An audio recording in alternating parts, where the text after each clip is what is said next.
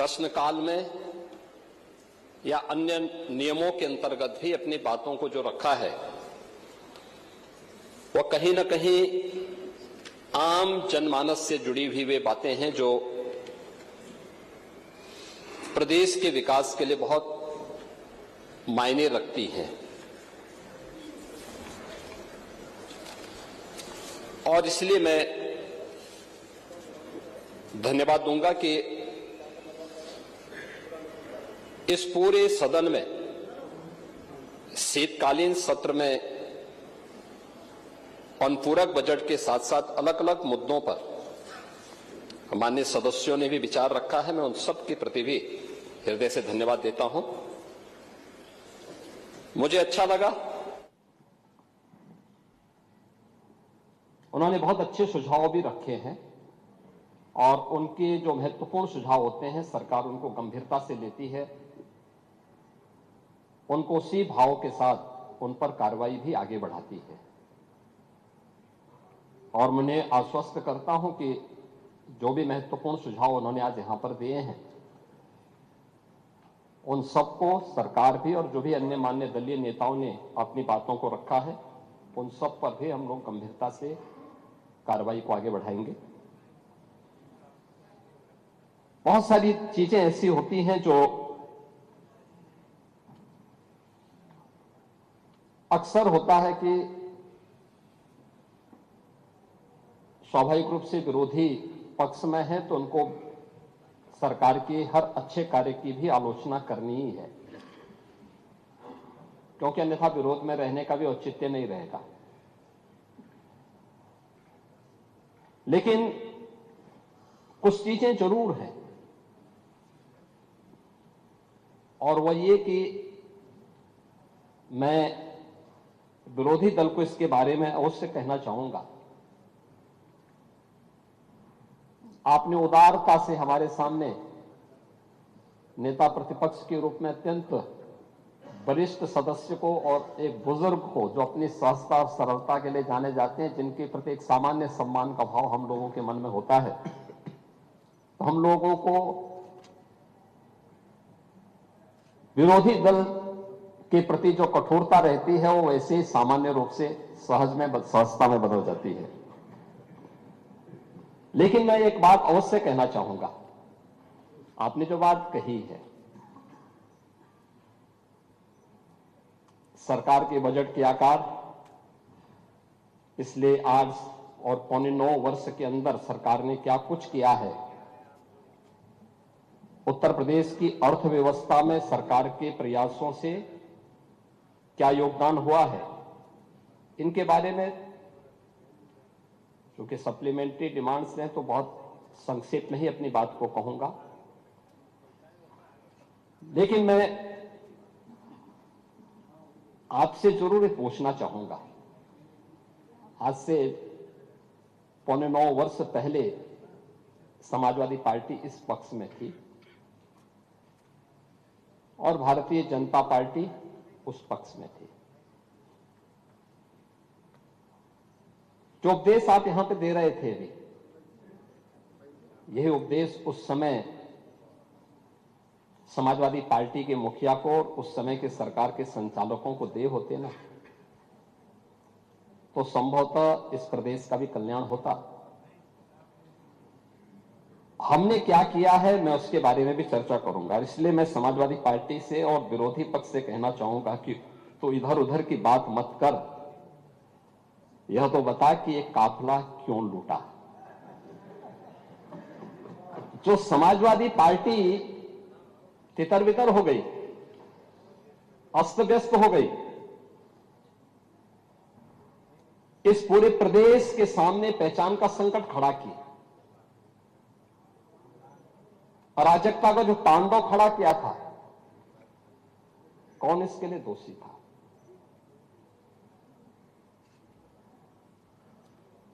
और मैं धन्यवाद दूंगा कि आपने बहुत सारी चीजों को स्वीकार किया कि हां अच्छा हुआ है, जैसे दुर्दांत माफिया और अपराधियों के प्रति सरकार की क्या नीति होनी चाहिए और सरकार ने वह करके भी दिखाया।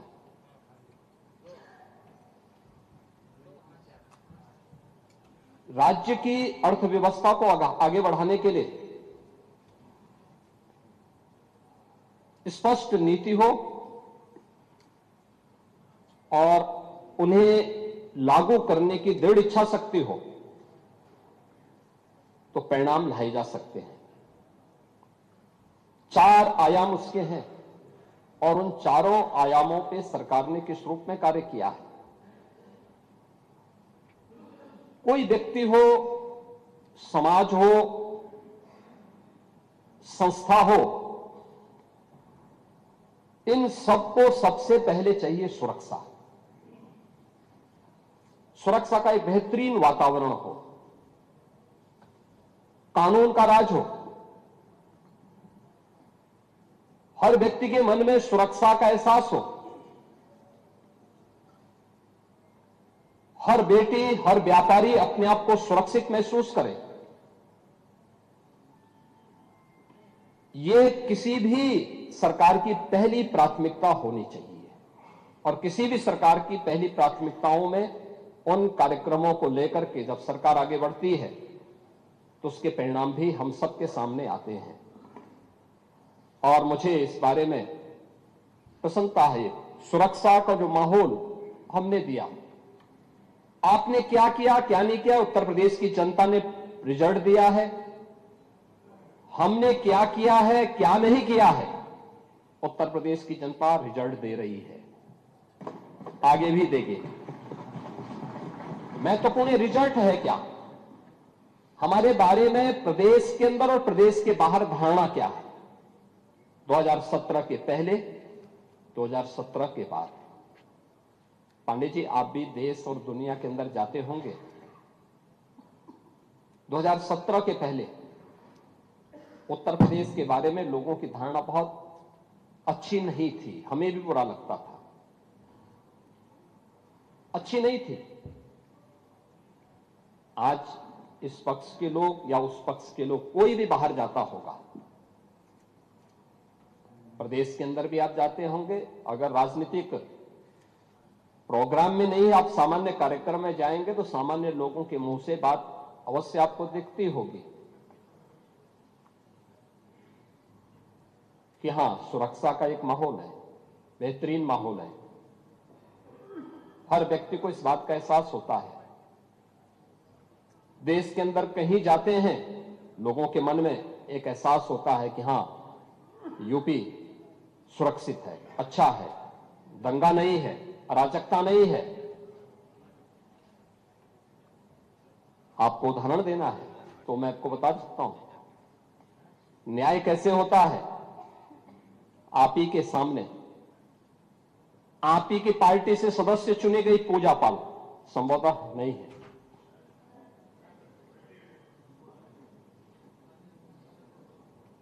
आपके सदस्य थे, आपने उन्हें न्याय नहीं दिला पाए, नहीं दिला पाए क्योंकि हिम्मत नहीं थी। माफिया के सामने झुकना मजबूरी थी। आप उन गुंडों और माफियाओं के सामने एक गरीब बेटे को न्याय नहीं दे सकते थे। आप बात तो पीडीए की करते हैं, क्या वो पीडीए की पार्ट नहीं थी? और न्याय कैसे होता है, ये हमारी सरकार ने तय किया। बेटी उस पक्ष की होगी, इस पक्ष की होगी, उसको न्याय मिलेगा, हर हाल में न्याय मिलेगा। और श्रीमती बिजमा यादव को भी मैंने बुलाया था, मैंने उनको कहा आपको सुरक्षा हम देंगे, आप चिंता की कोई बात नहीं। क्योंकि ये केवल एक सदस्य की बात नहीं, आपके और मेरे समर्थक की बात नहीं, सत्ता पक्ष और विपक्ष के समर्थकों की बात नहीं, प्रदेश की सुरक्षा का मामला है। प्रदेश की बेटी, प्रदेश की बहन और प्रदेश के हर व्यापारी को और हर नागरिक को सुरक्षा की गारंटी मिलनी चाहिए। ये सरकार की प्राथमिकता में है। और दूसरा जो आपने कहा है, कब्जा करने की प्रवृत्ति, मैं आपको इस बात के लिए आश्वस्त करता हूं, कब्जा कोई भी करेगा किसी भी स्मारक पर, किसी भी पौराणिक स्थल पर, वो कोई भी होगा, उसको छोड़ूंगा तो नहीं। आपके जिले में भी कुछ लोग कब्जा करना चाहते हैं, तो लोग बहुत चिल्लाते हैं। आपने अभी गांधी स्मारक से जुड़े हुए किसी एक मेरठ के स्थल का नाम बताया है। हम इसकी जांच करवाएंगे, पूरी रिपोर्ट लेंगे। और हाँ, खादी उद्योग का होगा। और आपके जिले में भी गांधी स्मारक से जुड़े हुए एक स्थल पर कब्जा करने की प्रवृत्ति चल रही है। हाँ, देखिए, अवैध अतिक्रमण जो भी करेगा वह तो हटना चाहिए। देखो, एक सरकारी जमीन, सरकारी भूमि गरीब के लिए होनी चाहिए। देखिए, मुझे अफसोस हो रहा था जब यहां पे ग्रामीण अभिलेख से जुड़े हुए एक बिल को प्रस्तुत किया गया, समाजवादी पार्टी ने उसका विरोध किया।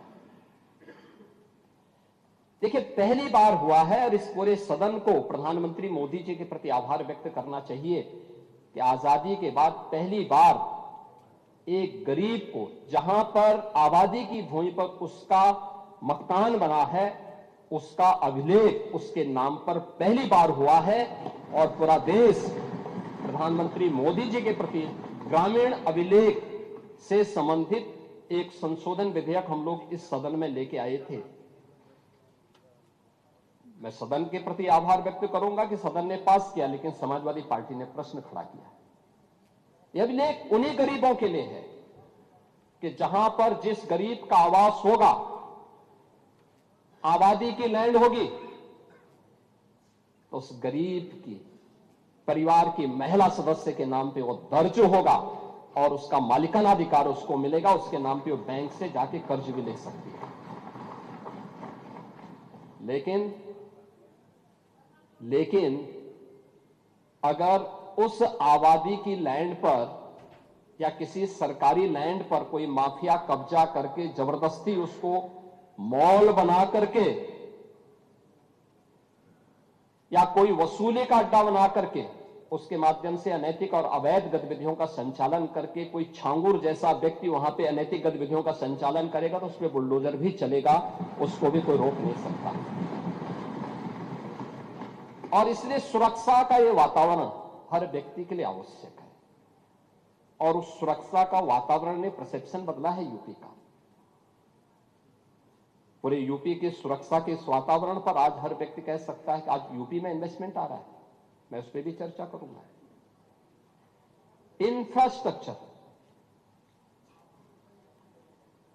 इंफ्रास्ट्रक्चर कैसे होना चाहिए? 2017 के पहले क्या स्थिति थी और 2017 के बाद क्या है? 17 के पहले गड्ढा युक्त सड़कें थी, मेट्रो के नाम पर मजाक बनाया हुआ था, रेलवे के नेटवर्किंग के लिए केंद्र सरकार के साथ समन्वय नहीं था।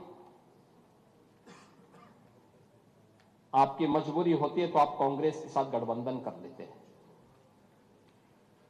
अन्यथा जब कांग्रेस में यूपीए की गवर्नमेंट केंद्र में थी और प्रदेश में समाजवादी पार्टी की सरकार थी, तब भी कैसे संबंध थे आप लोगों के? यानी मजबूरी के नाम आपके संबंध थे, अन्यथा आप लोग किस प्रकार की अराजकता फैलाते थे किसी से छुपा हुआ नहीं है। लेकिन इंफ्रास्ट्रक्चर कैसे होना चाहिए? 17 के पहले यूपी में 1.5 एक्सप्रेसवे थे और आज उत्तर प्रदेश के अंदर 22 एक्सप्रेसवे, और देश के अंदर अगर ये सभी 22 के 22 बन जाएं तो 60% एक्सप्रेसवे पर अकेले यूपी का कब्जा होगा। अकेले यूपी, देश के अंदर जितने एक्सप्रेस होंगे उसमें 60% यूपी के पास। रेलवे का सबसे बड़ा नेटवर्क आज के दिन पर यूपी में है, 16,000 किलोमीटर का। इंटर स्टेट कनेक्टिविटी 4 लेन की,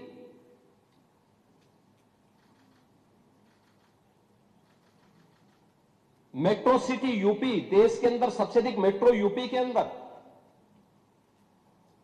देश के अंदर सबसे अधिक एयरपोर्ट।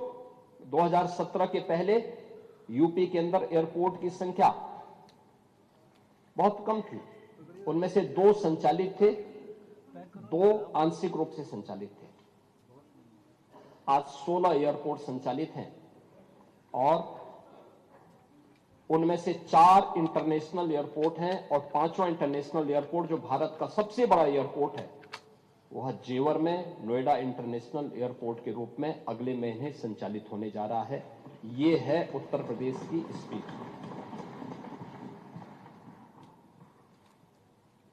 देश की पहली रैपिड रेल आज यूपी के अंदर चल रही है। देश का पहला वाटरवे यूपी के अंदर संचालित हो चुका है। ये प्रयागराज से हल्दिया के बीच में, वाराणसी हल्दिया के बीच में संचालित है। इसे प्रयागराज तक और फिर बलिया से अयोध्या तक इसको एक्सटेंड करने का एक कार्यक्रम चल रहा है।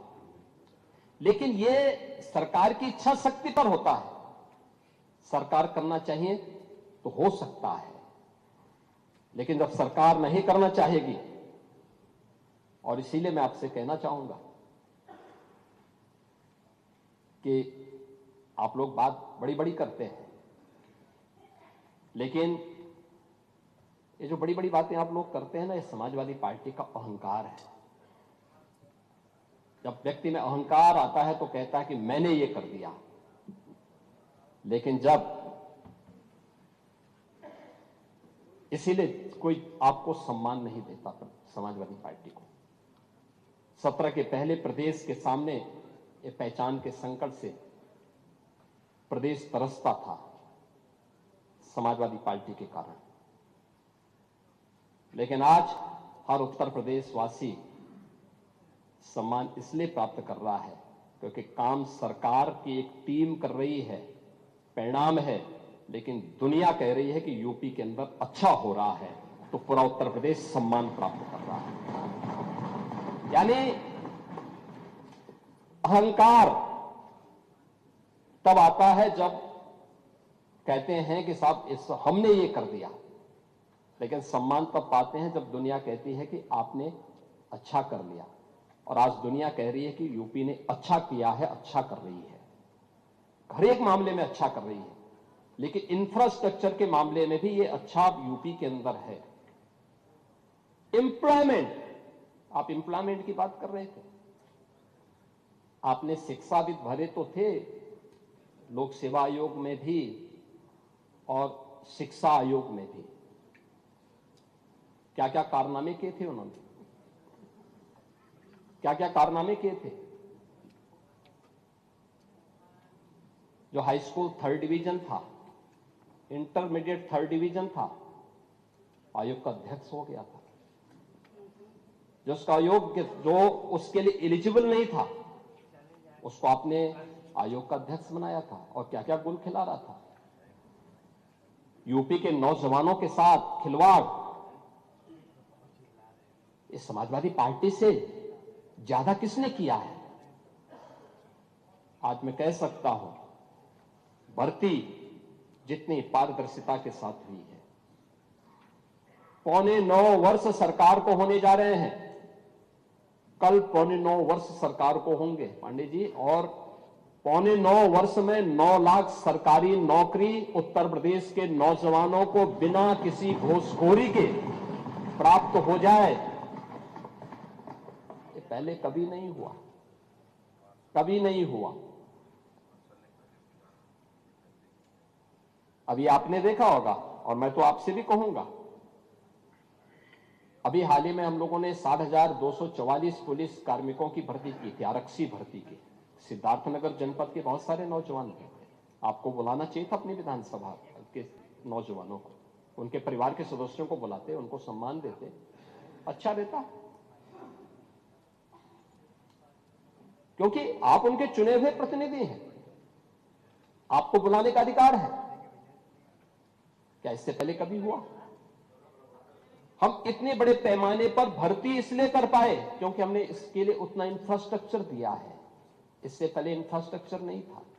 देखिए, यूपी के अंदर 17 के पहले पुलिस ट्रेनिंग के लिए हमारे पास कुल 3000 की क्षमता थी।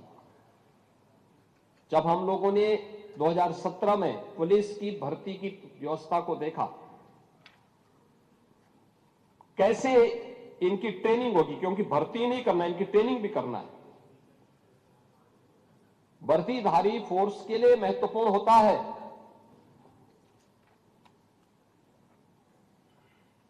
कि जितनी अच्छी ट्रेनिंग होगी, यानी ट्रेनिंग के दौरान जितना पसीना बहेगा उतना ही सेवा के दौरान खून नहीं बहेगा। ये किसी भी यूनिफॉर्मधारी फोर्स के लिए महत्वपूर्ण होता है। इसमें ट्रेनिंग में आपने ट्रेनिंग की पीरियड को कम कर दिया था, 6 साल से लेकर के, यानी 9 महीने से घटा करके 6 महीने कर दिया था। और भर्ती के लिए योग्य नौजवान को प्राथमिकता नहीं देते थे। और शिवपाल जी तो उसके मास्टर हैं, इनकी तो पीएचडी ही इसमें है। पूरी भर्ती की प्रक्रिया को तार तार हर व्यक्ति बेहाल था। आज उत्तर प्रदेश का नौजवान नौकरी प्राप्त कर रहा है। क्या शिक्षा में, क्या उत्तर प्रदेश लोक सेवा आयोग में, क्या अधीनस्थ सेवा चयन आयोग में, क्या पुलिस भर्ती बोर्ड में। और भर्ती की इस प्रक्रिया को ही पारदर्शी बनाने के लिए हम लोगों ने हर एक स्तर पर उस प्रकार के तंत्र को विकसित किया है। और इसीलिए शिक्षा आयोग में भी उत्तर प्रदेश के रिटायर्ड डीजीपी को बिठाया है कि जैसे माफिया की कमर तोड़ी गई है, नकल माफिया की कमर को भी वहां बैठ करके ऐसे तोड़ना है। क्योंकि नकल माफिया आदत तो आप लोगों ने खराब की थी, लेकिन उनकी आदत को सुधारने का काम, क्योंकि जब भी कोई हैंकड़ी दिखाता है तो उसकी हैंकड़ी को ठीक करने का काम भी सरकार का होना चाहिए। और यही हमारे पद की शपथ भी है। एक सज्जन को सुरक्षा, लेकिन दुर्जन को ठिकाना लगाने का काम। परित्राणाय साधूनाम विनाशाय च दुष्कृताम्, यही तो है। और इसी के लिए बैठे हैं, भजन करने के लिए थोड़ा बैठे हैं। भजन करना तो हमारे पास मठ पर्याप्त है, उसी में कर लेते हैं। और इसीलिए आए हैं। इंफ्रास्ट्रक्चर के साथ साथ एम्प्लॉयमेंट के भी अलग अलग तरीके हैं। सरकारी नौकरी के साथ साथ प्रदेश के परंपरागत उद्यम में भी एमएसएमई का एक बहुत बड़ा सेक्टर, ये केवल हमने नहीं तैयार किया, पहले से सैकड़ों वर्षों से है, अलग अलग जनपद से। अब आप ही के यहां काला नमक चावल होता है, ये हमने थोड़े पैदा किया, भगवान बुद्ध के समय से। लेकिन आप कुछ नहीं कर पाए, हमने उसकी ब्रांडिंग की, उसकी पैकेजिंग की, अब उसको एक्सपोर्ट भी करवा रहे हैं। अरे सब हो रहा है, सारे लोग खाते हैं। अब मैं क्या कह रहा हूं, आप नहीं बेच पा रहे हो, लेकिन ये सब जगह हो रहा है, सब जगह हो रहा है। और साई जी भी बोलेंगे, अब होता है कि नहीं होता है? क्यों आप खिलाइए उनका चावल क्यों नहीं बोला खिलाते हैं? देखो, साही जी और खन्ना जी अरे नौगढ़ आएंगे, आए रहे हैं। देखो, साही जी की एक खूबी है, और प्रदेश के अंदर किसी जनपद में जाते हैं तो सबसे पहले पूछते हैं क्या खाने की अच्छी चीज क्या है। और देश के अंदर भी जाते हैं सबसे पहले पूछते हैं कि भाई खाने की अच्छी चीज क्या है। और मैं एक बार वाराणसी गया, संजोग से भी मेरे साथ थे, तो बीएचयू के सामने से चल रहे थे मेरे सामने, तो वहां के ढाबे बंद होने लगे। मैंने कहा क्यों? कहा कि साई जी जब यहां पढ़ते थे तो हम लोग पहले ढाबा बंद कर देते थे। तो ये स्वयं उसके प्रति सजग हैं, और उन्होंने काला नमक चावल को आपके यहां की एक स्पेशल ब्रांड बनाई है। और मैं तो चाहूंगा कि एक बार साही जी स्वयं काला नमक चावल की खीर पांडे जी को भी खिला दें। तो आप अपने आप बुलाइए ना एक बार। लेकिन आपकी सरकारें जब थी तब आप कुछ नहीं कर पाए, नहीं कर पाए ना। और ऐसे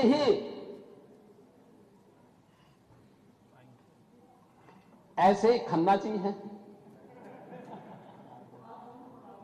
अब ये खन्ना जी कहते थे, परसों हमारी एक बैठक चल रही थी, उसमें कह रहे थे कि मुझे रात्रि को बहुत गर्मी लग रही थी। तो टेम्परेचर बाहर जो है 3-4 डिग्री था।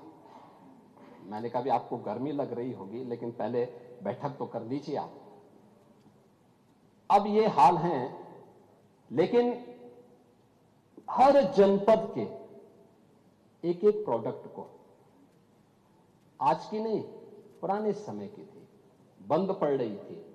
उनके पास टेक्नोलॉजी नहीं थी, उनके पास डिजाइन नहीं थी, मार्केट की डिमांड क्या है उनको जानकारी नहीं थी, उनको पैकेजिंग की जानकारी नहीं थी। सरकार ने उनको फैसिलिटेट किया। आज एमएसएमई का देश के अंदर सबसे बड़ा जो नेटवर्क है वो यूपी के पास है। 96 लाख एमएसएमई यूनिट, लगभग 1.25 करोड़ लोग, अकेले 2 करोड़ परिवार केवल एमएसएमई यूनिट के माध्यम से अपनी आजीविका का उपार्जन कर रहे हैं। 2 करोड़ से अधिक का एक्सपोर्ट यूपी करता है अपने एमएसएमई यूनिट से दुनिया के बाजारों में यहां का सामान भेज करके। ये काम 17 के पहले भी हो सकता था, इच्छा शक्ति नहीं थी, और नहीं थी ना। नहीं, दंगा तो आप लोग, आपकी नीतियां दंगा कराते थे, दंगा तो आप ही लोग कराते थे। दंगाइयों को और तो इसीलिए मैं कह रहा हूं, दंगा तो आप ही लोग कराते थे। और नहीं, खुरापात नहीं करते थे, खुरापात को ठीक करवाते थे, उसकी डेंटिंग पेंटिंग करवाते थे थोड़ा। लेकिन यह एमएसएमई सेक्टर में और इन्वेस्टर समिट कैसे प्रदेश के अंदर एम्प्लॉयमेंट के लिए हुआ। माननीय अध्यक्ष जी, आप औद्योगिक विकास के मंत्री थे, और उस समय जब पहली बार इन्वेस्टर समिट की बात आई थी, तो हम लोग जब मुंबई रोड शो में गए थे, कैसा वातावरण बना के रखा था यूपी के अंदर आप लोगों ने। जिस भी उद्यमी से मिलते थे वो कहता था, साहब आप आए हैं, स्वागत है, लेकिन हम यूपी नहीं जाएंगे। क्यों नहीं जाएंगे? कहा हमने कसम खा रखी है, नहीं जाएंगे। ये वातावरण यूपी का था। किसके कारण? समाजवादी पार्टी के कारण, समाजवादी पार्टी की नीतियों के कारण, समाजवादी पार्टी की अराजकता और भ्रष्टाचार के कारण, पॉलिसी पैरालिसिस के कारण। और आज यूपी के अंदर हम लोगों ने जब इन्वेस्टर समिट किए हैं, एक नहीं, अब हमारे पास 45 लाख करोड़ रुपए के निवेश के प्रस्ताव प्राप्त होते हैं। 15 लाख से अधिक करोड़ रुपए के निवेश के प्रस्ताव जमीनी धरातल पर उतर चुके हैं। 60 लाख से अधिक नौजवानों को इसमें सीधे सीधे नौकरी मिली है, और 5 लाख का हमारे पास ग्राउंड ब्रेकिंग कराने के लिए तैयारी है, और 5 लाख पाइपलाइन में है। ये है कार्य, ये है नए भारत का नया यूपी, ये है एम्प्लॉयमेंट। अब यूपी का नौजवान रोजगार के लिए, उसे देश और दुनिया के अंदर भटकने की आवश्यकता नहीं, यूपी ही उन्हें रोजगार देगा। आप जाइए ना, ब्रह्मोस मिसाइल भी अब यूपी में, लखनऊ में बन रही है। ब्रह्मोस मिसाइल, जिसके नाम से आज दुश्मन भी कांप रहा है। अभी ऑपरेशन सिंदूर में ब्रह्मोस मिसाइल की मार ने पाकिस्तान की कमर ही तोड़ के रख दी थी। ये लखनऊ में बन रही है। ये डिफेंस मैन्युफैक्चरिंग कॉरिडोर का एक प्रोडक्ट है। और वहां पे जितने भी नौजवान लिए गए हैं ये सब यूपी के नौजवान हैं। कोई आईटीआई पास है, कोई पॉलिटेक्निक है, किसी ने इंजीनियरिंग किया है, वे सब यहां पे आज नौकरी प्राप्त कर रहे हैं। ब्रह्मोस और उससे एंकर यूनिट जितनी भी लगी हैं, सब में उन्हें प्लेसमेंट का अवसर भी प्राप्त हुआ है। और वेलफेयर की स्कीम, आप कह रहे थे कि मुख्यमंत्री राहत कोष से जो पैसा मिलता था उसमें कोई भेदभाव नहीं होता था। मैं धन्यवाद दूंगा कि आपने स्वीकार किया। देर आई दुरुस्त आई, और हमने कभी नहीं किया। मैं पूछना चाहता हूं, क्या मकान देने में कोई भेदभाव हुआ है क्या? राशन देने में कोई भेदभाव हुआ है क्या? क्यों आप लोग रोकते हैं क्या? और ये माननीय सदस्य रोक भी नहीं सकते, क्योंकि सूची इन्होंने नहीं बनाई है। 2011-12 में जो सेक्स सूची बनी है उसके साथ साथ हम लोगों ने उन गरीबों को भी, जिसको आपने भेदभाव का शिकार बनाया था, उनका नाम भी जोड़ करके और फिर ये वेलफेयर स्कीम का लाभ हम दे रहे हैं। भारतीय जनता पार्टी या सहयोगी दल का एक भी विधायक चेहरा देख करके योजनाओं का लाभ नहीं देता है। रसोई गैस का कनेक्शन हो, राशन हो, आयुष्मान का कार्ड हो। आयुष्मान के कार्ड में एक शिकायत मुझे जरूर मिलती है इधर से कि साहब 6 सदस्यों वालों को तो आयुष्मान मिल गया, उससे नीचे वाले क्या करेंगे? तो मैंने कहा आप भी 6 वाले बनिए। और सब ज्यादा खन्ना जी बोलते हैं।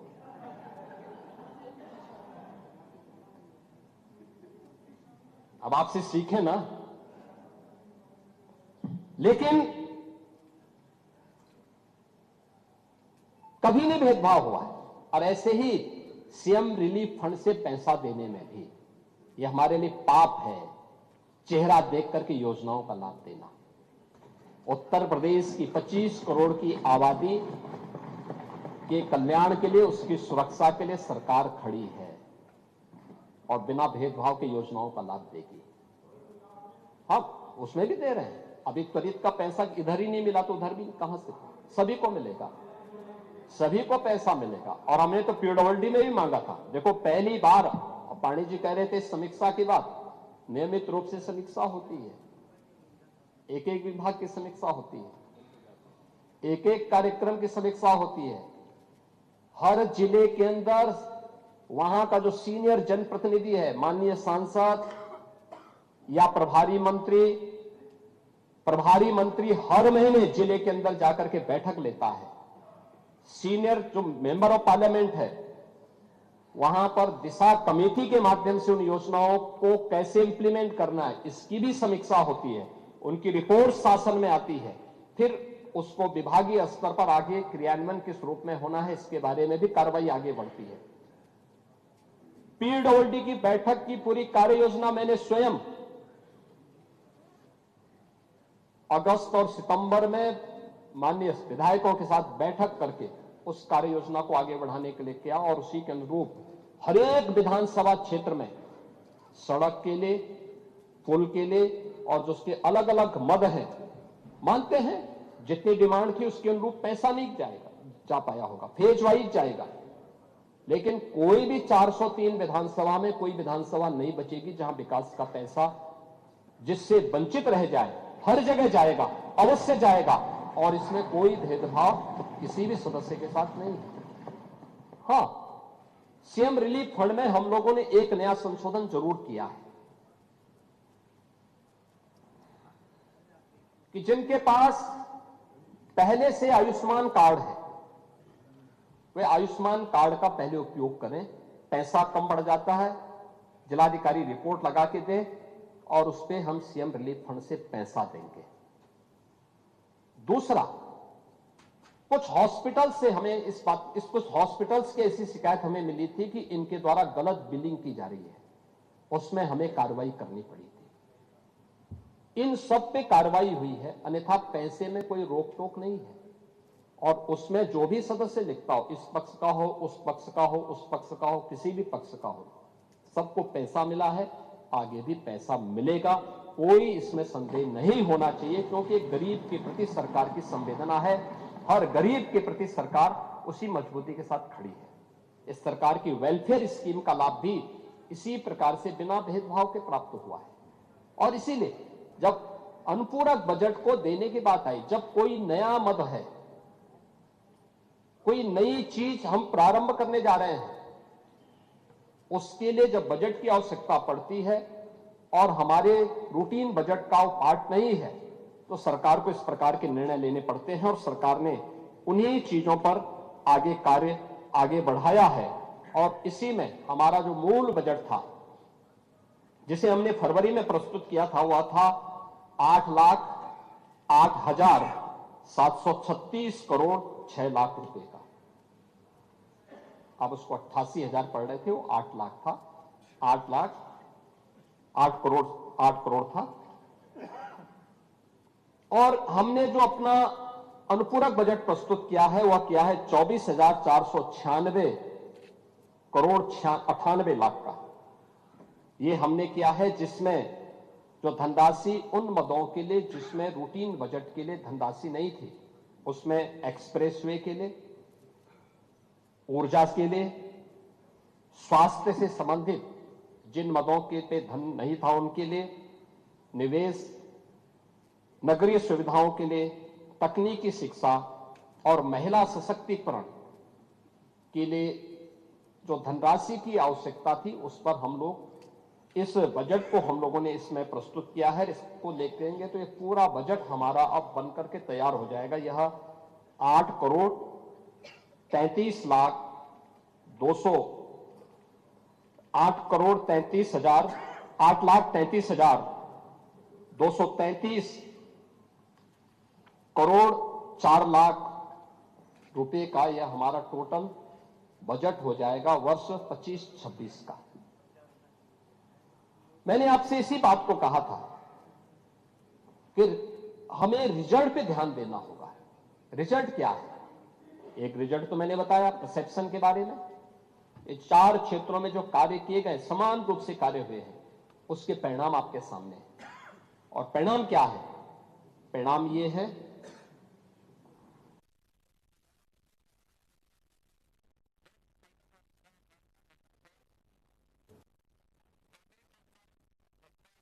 रिजल्ट पे ध्यान देना होगा। रिजल्ट क्या है? एक रिजल्ट तो मैंने बताया परसेप्शन के बारे में। ये 4 क्षेत्रों में जो कार्य किए गए, समान रूप से कार्य हुए हैं, उसके परिणाम आपके सामने हैं। और परिणाम क्या है? परिणाम ये है उत्तर प्रदेश की अर्थव्यवस्था। आज जो हर व्यक्ति यूपी के अंदर निवेश करने के इच्छुक है, यूपी के बारे में अच्छी धारणा बनाया हुआ है, इसके पीछे उत्तर प्रदेश के अंदर हुए उन कार्यों की और डबल इंजन की सरकार की डबल स्पीड को अब वो यूपी के अंदर देख रहा है। परिणाम क्या है? आपने पॉलिसी पैरालिसिस के कारण यूपी को बीमारू राज्य बना दिया था। यूपी जैसा राज्य बीमार हो गया था, पहचान के संकट का मोहताज हो गया था। आज पॉलिसी पैरालिसिस नहीं है। आज हमारे पास 33 सेक्टोरल पॉलिसीज है, पिक एंड चूज नहीं है। इसमें आप आइए, निवेश करिए। सरकार के ये नियम है, सरकार इस पे इसके अनुरूप आपको ये सुविधा देगी। परिणाम है यूपी के अंदर निवेश आ रहा है। यूपी देश के अंदर एक ड्रीम डेस्टिनेशन बना है इन्वेस्टमेंट का। इसके परिणाम स्वरूप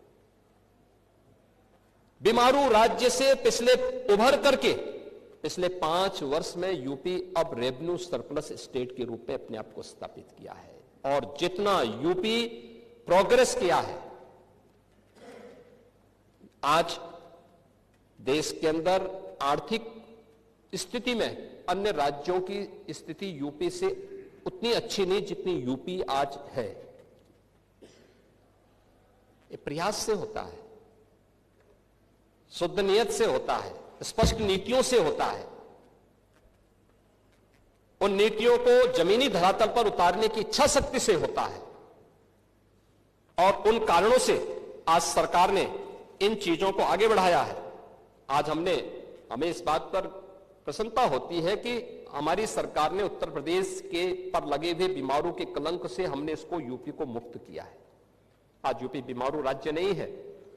गत 5 वर्ष से रेवेन्यू सरप्लस स्टेट के रूप में आज यूपी मजबूती के साथ, दमदारी के साथ आगे बढ़ रहा है और डबल इंजन की, डबल स्पीड की सरकार भी है।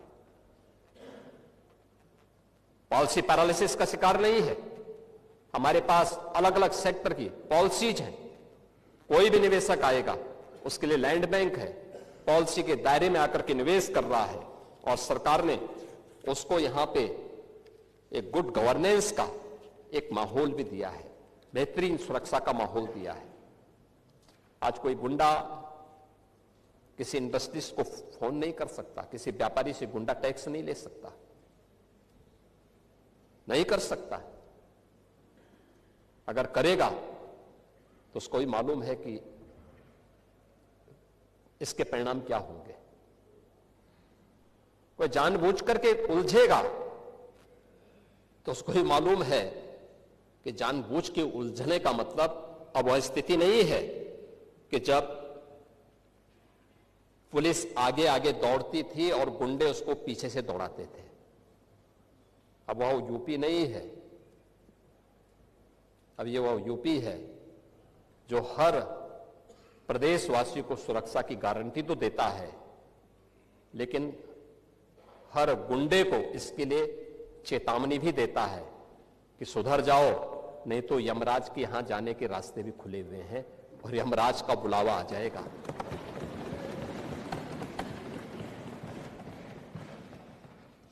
वित्तीय अनुशासन और विकास दोनों का एक बेहतरीन संतुलन भी है।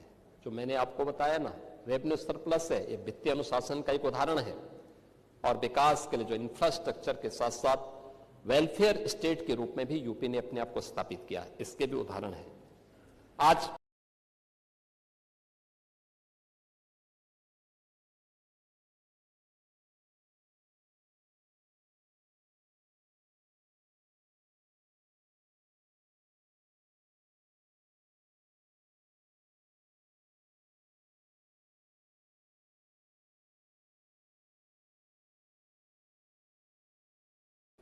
उतना पैसा यहां खर्च नहीं हो पाता था।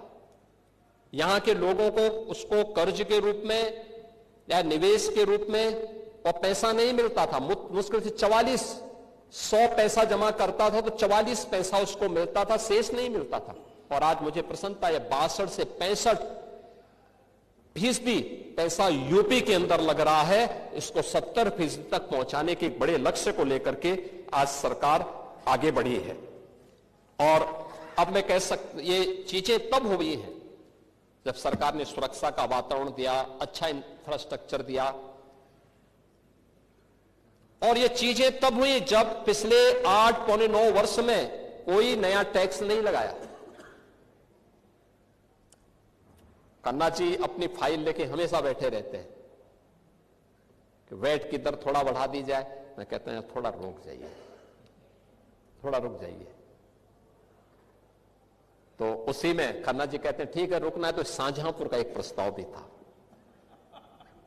तो शाहजहांपुर के एक नए प्रस्ताव को स्वीकृत करा लेते हैं उसी में। लेकिन आप सोचिए ना, डीजल पेट्रोल पे इतना बड़ा राज्य, डीजल पेट्रोल सबसे सस्ता यूपी के अंदर, देश के अंदर है सबसे सस्ता, यूपी दे रहा है। पिछले 8 पौने 9 वर्ष के अंदर कोई किसी भी प्रकार का टैक्स हम लोगों ने नहीं लगाया। जीएसटी रिफॉर्म हुए थे, पब्लिक को लाभ मिला, लेकिन हमने कोई नया टैक्स नहीं लगाया। यानी सरकार ने सब क्या किया? हां, हमने लीकेजेस रोके, कर चोरी को रोका, योजनाओं में जो लूट थी उसको रोका। आप इंफ्रास्ट्रक्चर की बात करते हैं, बड़े बड़े दावे करते हैं, जेपीएनआईसी, गोमती रिवर फ्रंट, क्या सच्चाई है आपके जेपीएनआईसी की? 250 करोड़ रुपए का प्रोजेक्ट, 860 करोड़ रुपए खर्च हो गया और तब भी अधूरा। 250 करोड़ का प्रोजेक्ट 860 करोड़ खर्च हो गया और तब भी अधूरा। यह है इनकी सच्चाई। गोमती रिवर फ्रंट 167 करोड़ का प्रोजेक्ट, 1400 करोड़ खर्च हो गए और तब भी अधूरा। पूर्वांचल एक्सप्रेसवे,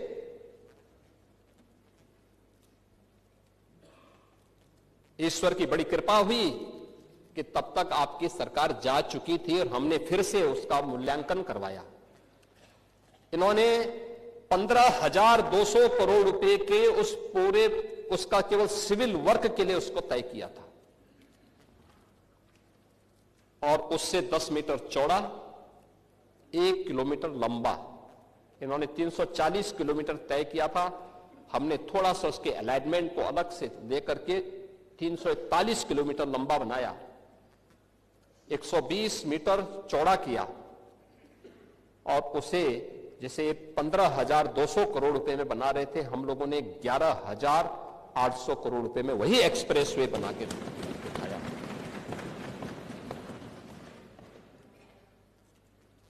आगरा लखनऊ एक्सप्रेसवे अधूरा, लेकिन एक परिवार के लोगों ने अलाइनमेंट तय करने के पहले जमीनें खरीद ली थी। ये मजाक है देश के साथ में, प्रदेश के जनवासियों के साथ में। आपकी योजनाएं भ्रष्टाचार की भेंट इसलिए चलती थी क्योंकि नीयत साफ नहीं थी। नौजवान इसलिए नाराज था क्योंकि उसे मालूम था कि सूची तो पहले से ही आ जाती है, महाभारत के सारे रिश्ते निकल जाते थे, सूची पहले से निकल जाती थी। नौजवान ठगा का ठगा रह जाता था, उसको कुछ भी नहीं मिलता था। अन्नदाता किसान परेशान, योजनाओं का लाभ तो नहीं मिलता था। क्या होता था? उसके ट्यूबवेल की मोटर ही चोरी हो जाती थी।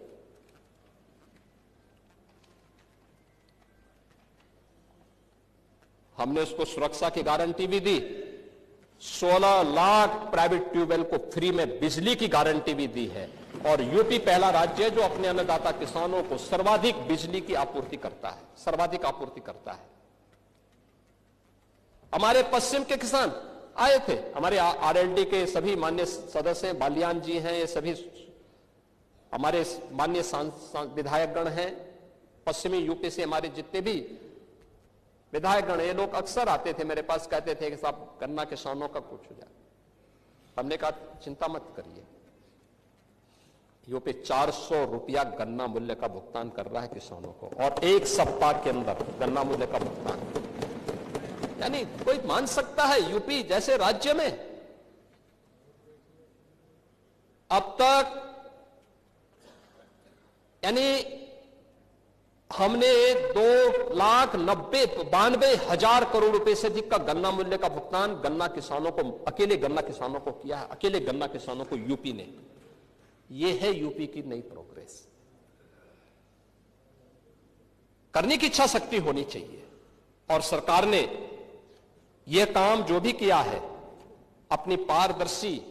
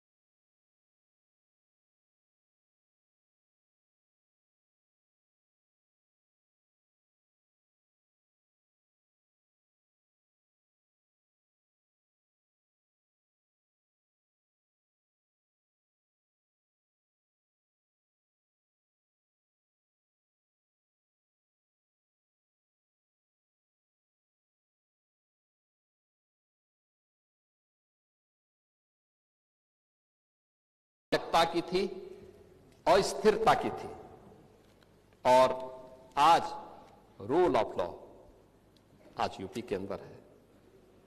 कोई सांप्रदायिक दंगा नहीं है। दंगाई, ओह, दंगा कैसे होता और दंगाई का उपचार कैसे होना है, हाँ, तो बरेली के मौलाना से पूछ लो।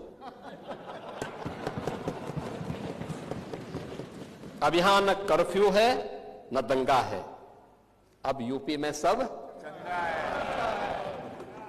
यह है नया यूपी। महोदय, हम लोगों ने पुलिस की अवस्थापना, यानी अगर भर्ती की है, उनकी ट्रेनिंग अच्छी की है तो उनकी अवस्थापना सुविधाओं को बढ़ाया है। उनकी ट्रेनिंग अच्छी की है तो उनकी अवस्थापना सुविधाओं को बढ़ाया है। अब खपरेल के बैरक नहीं है। आप किसी भी जिले में, जरेल के बैरक नहीं है। आप किसी भी जिले में जाएंगे, जो सबसे हाई राइज बिल्डिंग होगी वो यूपी पुलिस की कार्मिकों के लिए बैरक होंगे। आखिर वो सभी नौजवान तो यूपी के अंदर के ही रहने वाले हैं, किसी न किसी के परिवार के होंगे सदस्य। ये मानवीय संवेदना का भाव पहले था, आज नहीं है। आज उनके साथ वही सद्भाव के साथ, सम्मान के साथ सरकार व्यवहार करती है। सरकार ने रिफॉर्म के पहली बार यूपी में पुलिस कमिश्नरेट सिस्टम लागू हुआ।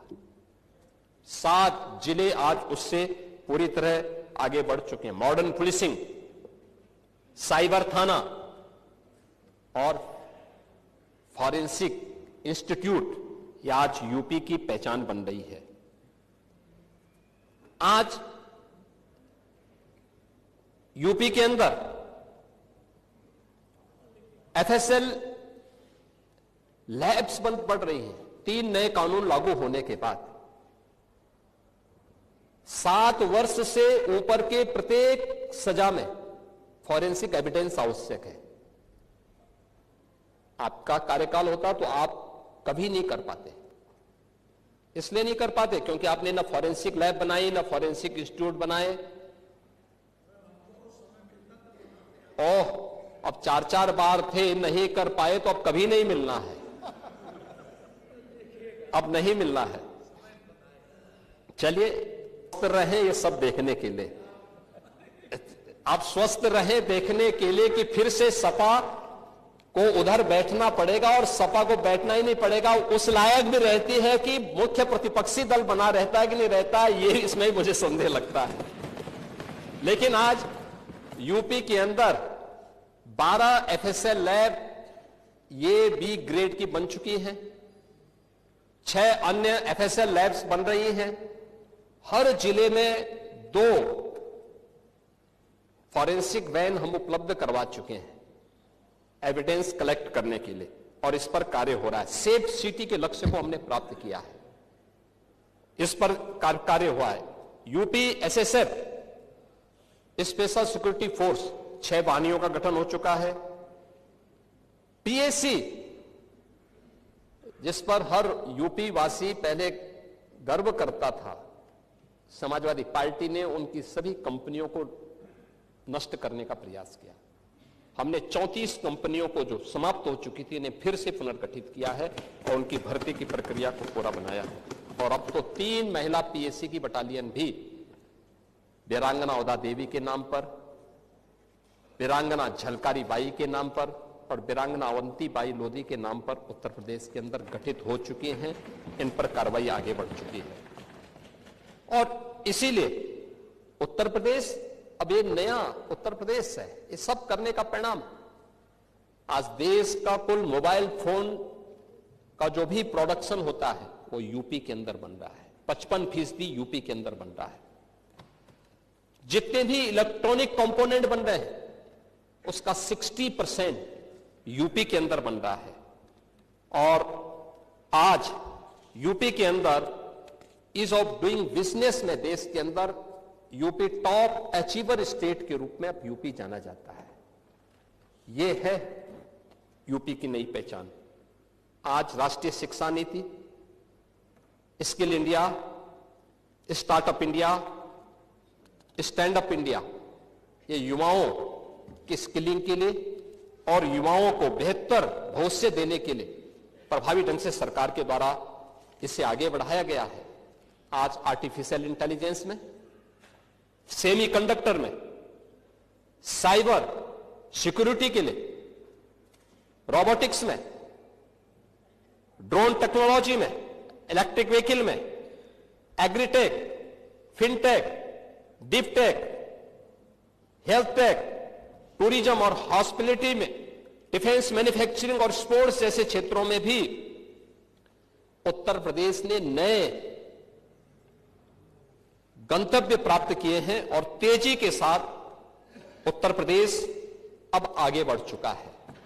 महोदय, यूपी के अंदर जो प्रयास प्रारंभ हुए, यूपी जैसे राज्य में इतनी फर्टाइल लैंड, इतना अच्छा जल संसाधन, लेकिन टेक्नोलॉजी नहीं देते थे, अच्छा सीड नहीं देते थे। कल किसान दिवस था, किसानों का मसीहा चौधरी चरण सिंह जी के 123वीं जयंती के अवसर पर एक कार्यक्रम विधान भवन के सामने भी हुआ था और मैं समझता था कि नेता प्रतिपक्ष और हमारे विरोधी दल के भी सदस्य उसमें भाग लेंगे, क्योंकि चौधरी साहब तो प्रदेश के नेता थे, देश के नेता थे। आप उस कार्यक्रम में नहीं थे, आएंगे भी नहीं आप लोग, क्योंकि आप लोग तो हर एक कार्य को आप वोट बैंक के नजरिए से देखते हैं। आपकी नियत है, आप किसान को वोट बैंक की नजर से देखते हैं इसलिए कुछ किए नहीं, आप दलितों को वोट बैंक की निगाह से देखते हैं इसलिए कुछ बोलते नहीं। इसलिए मैं कह रहा हूं ना, देखो बांग्लादेश में एक दलित नौजवान को कैसे जला दिया गया। आप लोग गाजा पट्टी में होने वाले किसी भी उस पर आंसू बहाते हैं, लेकिन आपकी जबान से एक शब्द नहीं निकल रहा है, क्योंकि एक दलित नौजवान मारा गया बांग्लादेश में और उस नौजवान के मरने पर आपकी जबान सिल चुकी है, क्योंकि आप उसको केवल वोट बैंक के रूप में इस्तेमाल करते हैं। ये राजनीति नहीं है पांडे जी, ये राजनीति नहीं है, ये वो सच्चाई है जो आपकी तुष्टीकरण की नीति है, जिसके कारण बांग्लादेश बना है। अगर बांग्लादेश पाकिस्तान नहीं बना होता, इस तरीके से हिंदू नहीं जलाया होता, और जलाता तो फिर उसकी क्या दुर्गति होती या वह भी जानता। ये सुरक्षा की गारंटी, वहां मारे जा रहे हैं हिंदू, आप लोग नहीं बोलेंगे। एक कैंडल मार्च निकाल के चलते हैं गांजा के मुद्दे को लेकर के, लेकिन पाकिस्तान और बांग्लादेश में हिंदू मारा जाता है तो आपके मुंह बंद हो जाते हैं, क्योंकि मरने वाला हिंदू है, दलित है, आप बोलेंगे नहीं। और यही सच्चाई है। निंदा प्रस्ताव पारित होना चाहिए और यह प्रस्ताव नेता विरोधी दल की तरफ से आना चाहिए। इस घटना की हम भर्त्सना करते हैं और बांग्लादेश सरकार को इस बात की चेतावनी देता हूं, और इसीलिए हम कह रहे हैं नोट करना, ये चीजें होनी चाहिए और हमारा भी प्रयास होना चाहिए। जब बांग्लादेशी को यहां से निकालेंगे और रोहिंग्या को यहां से बाहर का रास्ता दिखाएंगे तो उनके समर्थन में मत आना, क्योंकि उनमें से बहुत सारे लोगों के वोट आपने बनवाए हैं, उनके बहुत सारे लोगों के लिए आधार भी बनवाने का पाप किया है आप लोगों ने। इसलिए इन चीजों को ध्यान में रखना और एक एक चीज की स्क्रीनिंग होगी, बहुत प्रभावी कार्रवाई करेंगे। हमारे ही देश में रह करके हमारे लोगों के खिलाफ अपराध और वहां पे निर्दोष हिंदुओं पर अत्याचार करोगे, निर्दोष सिखों पे अत्याचार करोगे, ये स्वीकार्य नहीं हो सकता है। और यही आप करते हैं कि किसानों के बारे में भी आपका आचरण यही है। कल देखिए शाही जी ने चौधरी चरण सिंह सीड पार्क का भी जमीन आवंटन का काम प्रारंभ कर दिया। अच्छा, किसान को अच्छा बीज मिले, अच्छी तकनीक मिले, कम लागत में ज्यादा उत्पादन। आपके समय में क्या होता था? लागत ज्यादा थी, उत्पादन कम था, बाजार नहीं था, किसान तबाह था। परेशान था, बिचौलियों के द्वारा लाभ ले लिया जाता था। आज किसान सुरक्षित है, किसान को योजनाओं का लाभ मिल रहा है। और कल चौधरी साहब के नाम पर कार्यक्रम था और इन सभी माननीय सदस्यों ने गन्ना मूल्य के बारे में कहा, हम लोगों ने दिया, लगातार दे रहा। यूपी आज के दिन पर देश के अंदर गन्ना उत्पादन का नंबर 1 का राज्य है। आपके समय में चीनी मिलें बिकती थी, बंद होती थी, वर्षों वर्षों का गन्ना मूल्य बकाया रहता था, किसान तरसता था। अब यह स्थिति नहीं है। अब अन्नदाता किसान हमारे लिए वोट नहीं, वह सम्मान का पात्र है। आज उसको नए तकनीक के साथ आच्छादित किया जा रहा है। 22 लाख हेक्टेयर से अधिक भूमि को सिंचाई की सुविधा दी गई है। आप स्वीकार करें ना करें, लेकिन उस सच्चाई को जमीन पर देखेंगे तो ये चीजें आपको देखने को मिलेगी। और परिणाम क्या है? परिणाम है जो आपने 8% किसान विकास की दर रखी थी, कृषि विकास की दर, अब ये बढ़कर के 18% पहुंच चुकी है यूपी की कृषि विकास दर। एमएसपी के साथ ही डीबीटी के माध्यम से भुगतान करने में आज उत्तर प्रदेश देश के अंदर नंबर 1 स्थान पर है। आज यूपी उसका परिणाम है कि देश के अंदर कृषि योग्य भूमि का केवल 11% हिस्सा रखता है, लेकिन उत्पादन, अच्छा बीज, समय पे बीज, अच्छी तकनीक और बहुत सारी जगह 3-3 फसल अब किसान ले रहा। परिणाम है 21% देश का कुल खाद्यान्न अकेले यूपी आज पैदा कर रहा है। यूपी का अन्नदाता किसान पैदा कर रहा है। और प्रधानमंत्री जी ने प्रधानमंत्री किसान सम्मान निधि का लाभ भी यूपी के किसानों को दिया है। और अब तक 94,668 करोड़ 58 लाख रुपए सीधे डीबीटी के माध्यम से एक अन्नदाता किसान के खाते में पहुंचा है। इसमें तो किसी को संदेह नहीं होगा, इसमें भी चेहरा नहीं देखा गया। किसान किसान है। आपके लिए वो भेदभाव का शिकार हो सकता है, हमारे लिए नहीं। हमारे लिए किसान किसान है। और गन्ना उत्पादन के बारे में जो कह रहा था, 55% गन्ना का उत्पादन देश के अंदर यूपी कर रहा है। यूपी के अंदर इथेनॉल उत्पादन में जो केवल 41 करोड़ लीटर था, आज 182 करोड़ लीटर इथेनॉल का उत्पादन अकेले यूपी कर रहा है। यूपी के अन्नदाता किसानों के माध्यम से हो रहा है। आज हमारे पास एक्सप्रेसवे, लॉजिस्टिक पार्क, किसानों की उपज को राष्ट्रीय और अंतर्राष्ट्रीय बाजार तक पहुंचाने के लिए एक बेहतरीन कनेक्टिविटी भी हमारे पास है। एग्रीकल्चर वैल्यू चेन के लिए स्टोरेज है, प्रोसेसिंग सेंटर है, कोल्ड चेन इंफ्रास्ट्रक्चर है और बड़े पैमाने पर आज यूपी के अंदर इस फील्ड में इन्वेस्टमेंट भी हो रहा है। हमने यहां पर हर खेत को पानी देने के जिस लक्ष्य को आगे बढ़ाया है, नहरों के माध्यम से, तो देश के अंदर 86% सिंचित भूमि अकेले यूपी के पास है। यूपी सर्वाधिक सिंचित भूमि रखता है देश के अंदर। नहरों का, पाइपलाइन का, माइक्रो इरिगेशन का और तमाम बड़ी परियोजनाओं के साथ ही पीएम कुसुम योजना के माध्यम से भी 94,000 अन्नदाता किसानों को सोलर पैनल उपलब्ध करवाए गए हैं। और मैंने पहले कहा, किसानों को फ्री में बिजली, 16 लाख किसानों के ट्यूबवेल के बिल माफ करके सरकार उसके लिए पैसा उपलब्ध करवाती है। किसान आज उन्नत बीजों, प्राकृतिक खेती, ड्रोन, जलवायु और के अनुकूल आधुनिक तकनीक, इन सभी के माध्यम से आज खुशहाली से उत्तर प्रदेश के कृषि विकास दर को बढ़ाने की दिशा में तेजी के साथ आगे बढ़ चुका है। और यह एक बड़ी दिशा में अच्छा कार्य हमारे अन्नदाता किसानों के द्वारा किया जा रहा है। महोदय, अन्य क्षेत्रों में भी उत्तर प्रदेश ने काफी बड़ा काम किया है। यानी गाय का दूध पीते हैं ये लोग भी, लेकिन गाय को दूध पीने के बाद छोड़ देते हैं। अब आपके वैसे भी आदत खराब है, कोई बूढ़ा हो जाता है उसको छोड़ देते हैं, निकाल देते हैं। लेकिन हमारी सरकार ने तो हर एक का हम ध्यान रखते हैं। 16 लाख से अधिक गोवंश के लिए गो संरक्षण स्थल बना करके सरकार कार्य कर रही है और 1500 रुपये एक गाय का अन्नदाता किसान अगर पालता है अपने घर में तो उसका वेरिफिकेशन करने के बाद भुगतान सरकार कर रही है। परिणाम है दुग्ध उत्पादन में अग्रणी राज्य है।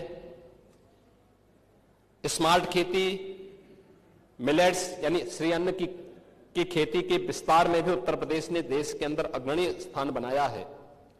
और संजय निषाद हैं, इन्होंने पांडे जी को कभी बुलाओ अपने यहां मछली खाने के लिए। मत्स्य उत्पादन में भी उन्होंने दुगनी हैं। पांडे जी मछली खाएंगे? रहे हैं ना? नहीं नहीं, मैं छीन के नहीं। आपके यहां आते कि नहीं आते हैं? हैं? अच्छा, आपके वोट बैंक को भड़काते हैं। भड़काते नहीं होंगे, खिलाते होंगे। खिलाइए लेकिन पिलाइए मत।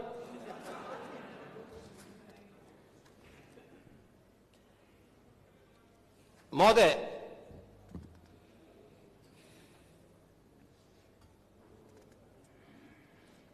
ऊर्जा के बारे में आज नेता विरोधी दल ने इसके बारे में चर्चा नहीं की और संभवतः वह खैर अच्छा है, उनको बिजली मिल रही है उनको इससे, क्योंकि गांव में बिजली पहले मिलती नहीं। अच्छा, आप नहीं, ये चीजें दिखाती हैं कि गांव में देखिए, वैसे भी गांव में बिजली मिल रही है तो आप संतुष्ट होंगे। आप देखिए शिवपाल जी के बगल में बैठ जाते हैं, थोड़ा संगत का असर पड़ जाता है, लेकिन वैसे आप सच बोलते हैं। लेकिन ये सच्चाई थी कि 2017 के पहले उत्तर प्रदेश के अंदर जो पावर प्रोडक्शन था वह कुल 7,159 मेगावाट का था। आज 11,595 मेगावाट का उत्पादन अकेले यूपी के अंदर, हम लोग यहां पर यूपी के अंदर पावर जनरेट कर रहे हैं। अभी हाल ही में जो हमारे अभी कुछ प्रारंभ होने जा रही है, इसमें से 6,541 मेगावाट की नई परियोजनाएं हमारी बहुत जल्दी उत्पादन शुरू कर देंगी, जिसमें घाटमपुर, खुर्जा, अनपरा ई, ओबरा डी, मेजा, इन सब की 6,541 मेगावाट के अतिरिक्त इससे हमें मिलेगी। यानी आने वाले समय में अकेले यूपी 18,136 मेगावाट बिजली का उत्पादन करेगा।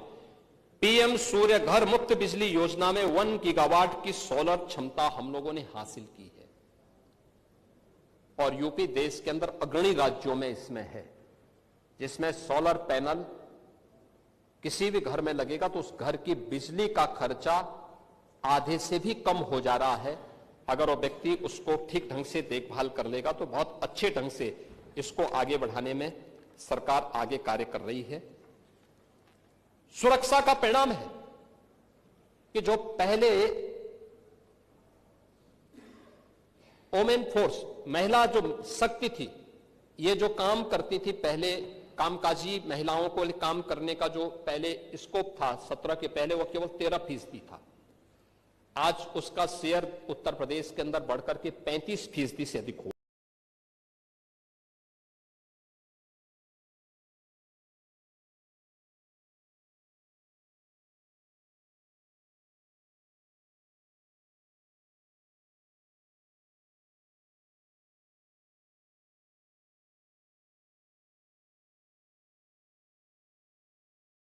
युवाओं को अब तक इस योजना के माध्यम से हम लोगों ने गारंटी मुक्त और ब्याज मुक्त ऋण की सुविधा उपलब्ध करवाई है। आज प्रदेश में एक बेहतरीन स्टार्टअप का इकोसिस्टम भी खड़ा हुआ है। 18,000 से अधिक startup, 76 incubator, 7 centre of excellence और 8 यूनिकॉर्न आज अकेले यूपी में हैं। प्रदेश ने आज इस दिशा में बेहतरीन कार्य किया है और मुझे लगता है कि अभी हाल ही में जो centre for monitoring Indian economy CMI द्वारा जो बेरोजगारी की दर के आंकड़े जारी किए गए हैं देश के अंदर, उसमें यूपी की बेरोजगारी की दर जो 17 के पहले 19% थी, आज वो घट करके 2.21% पर रह गई है। यह अब सीएमई के द्वारा जो अभी डाटा जारी किए गए हैं वह भी यूपी के अंदर है।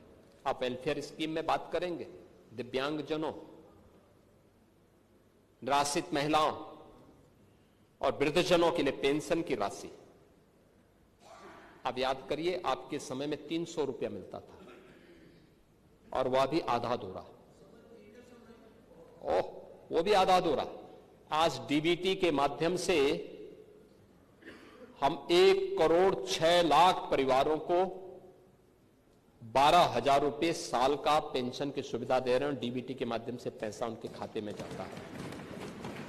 समाजवादी पार्टी ने तो छात्रों की स्कॉलरशिप में भी घोटाला कर दिया था।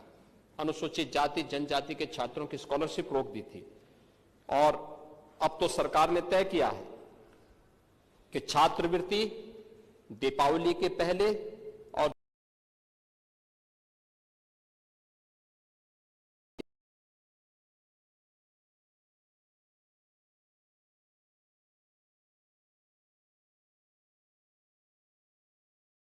प्रारंभ किए गए। इसमें स्वास्थ्य के नए, उसमें मेडिकल कॉलेजेस की संख्या अब बढ़कर के यूपी के अंदर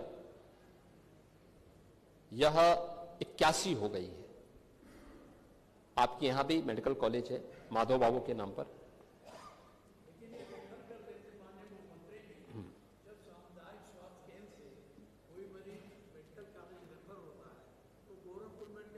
रेफर करते हैं गोरखपुर बजाय आपके आईएम जो एम बना है, एम में न आप रेफर करके फिर लखनऊ रेफर, तो एक मरीज घर से निकलकर बस्ती, वहां गोरखपुर, फिर यहाँ आता, तो ये हम लोगों ने, तो आप बंद कर, आपने कहा भी था कि रेफर, हर एक मेडिकल कॉलेज को हिदायत दी है कि रेफर करने की आदत की बजाय वे वहीं पे उपचार की व्यवस्था करें और उस पर वे कार्य कर रहे हैं। लेकिन मेडिकल कॉलेज के 81वां मेडिकल कॉलेज, देखो जिंदगी भर अमेठी कांग्रेस को ढोता रहा, आज भी ढो रहा है, लेकिन वो मेडिकल कॉलेज नहीं दे पाए। और मैं धन्यवाद दूंगा, हमारे मंत्री होंगे नहीं यहाँ पे, मयंकेश्वर शरण सिंह जी को, इन्होंने लैंड दी और वहां मेडिकल कॉलेज प्रारंभ हो गया। इस सत्र में वहां क्लासेस शुरू हो गई। बलिया वाले मंत्री जी हैं कि नहीं, पता नहीं पांडे जी पक्षधर हैं कि नहीं है, हैं?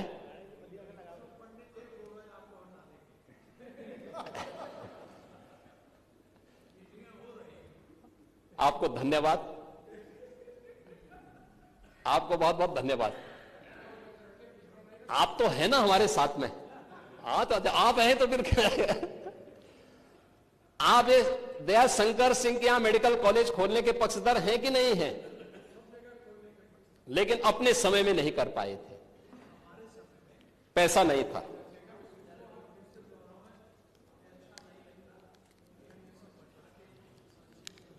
लेकिन इन सब पे भी हम लोग कार्य कर रहे हैं। वहां के लिए, मेडिकल कॉलेज के लिए हमने जमीन के प्रस्ताव को जल्दी मांगा है, सरकार ने पैसे की व्यवस्था की है। बलिया में भी मेडिकल कॉलेज हम लोग बनाने जा रहे हैं। इसके साथ ही प्रदेश के अंदर मैं धन्यवाद दूंगा एक अन्य बात के लिए, और वह कि पिछले सत्र में 13-14 अगस्त को इस माननीय सदन ने विकसित भारत, विकसित उत्तर प्रदेश के मुद्दे पर यहां चर्चा की थी। बहुत रोचक चर्चा हुई थी, रात्रि भर चर्चा चली थी। इस चर्चा के बाद हम लोगों ने 300